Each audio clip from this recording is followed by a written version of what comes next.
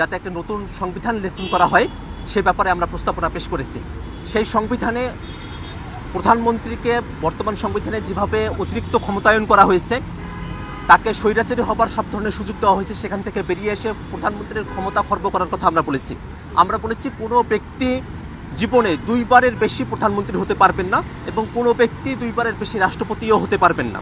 নির্বাচনের ব্যাপারে আমরা বলেছি যে যার সংবিধান, আমরা নির্বাচনের ক্ষেত্রে যেটা বলেছি সেটা হলো যে একটা গণপরিষদ নির্বাচন হবে, সেই নির্বাচনে সংবিধান প্রণয়ন হওয়ার পরে যারা নির্বাচিত হলেন তারা আইনসভার দায়িত্ব পালন করবেন। আমরা স্থানীয় সরকার নির্বাচনগুলোতে যেভাবে দলীয় প্রতীকে নির্বাচন হচ্ছে, সেই দলীয় প্রতীকে নির্বাচনটা যাতে বন্ধ করা হয় সে ব্যাপারে আমরা বলেছি। স্থানীয় সংসদ নির্বাচনে অনূর্ধ্ব 30 যারা আছেন তারা যাতে নতুন পদ্ধতি তাদের জন্য তৈরি করা হয়, আলাদা নির্বাচন যেন তাদের জন্য থাকে সে কথা আমরা বলেছি। আমরা প্রবাসী যারা আছে তারা যাতে ভোটাধিকারের আওতায় আসে সে ব্যাপারে প্রস্তাবনা রেখেছি।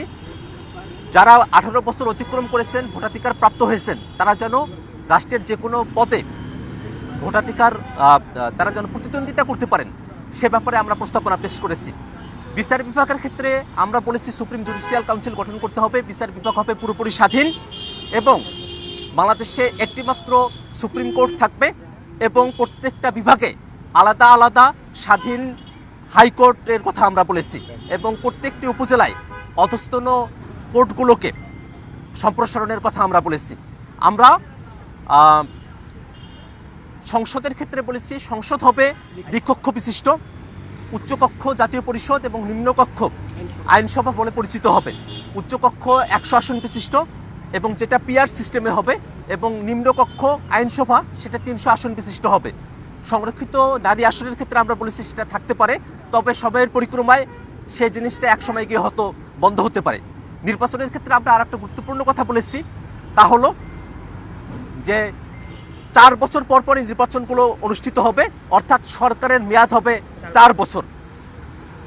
আগামী দুটো ইলেকশন তত্ত্বাবধায়ক সরকারের অধীনে হতে পারে, কিন্তু যদি আমাদের নির্বাহী যে বিভাগগুলো আছে, ক্ষমতার যে কাঠামোগুলো আছে, সেগুলোকে যদি আমরা ঠিকঠাক করিয়ে নিয়ে আসতে পারি তাহলে আর তত্ত্বাবধায়ক সরকারের প্রয়োজন হবে না।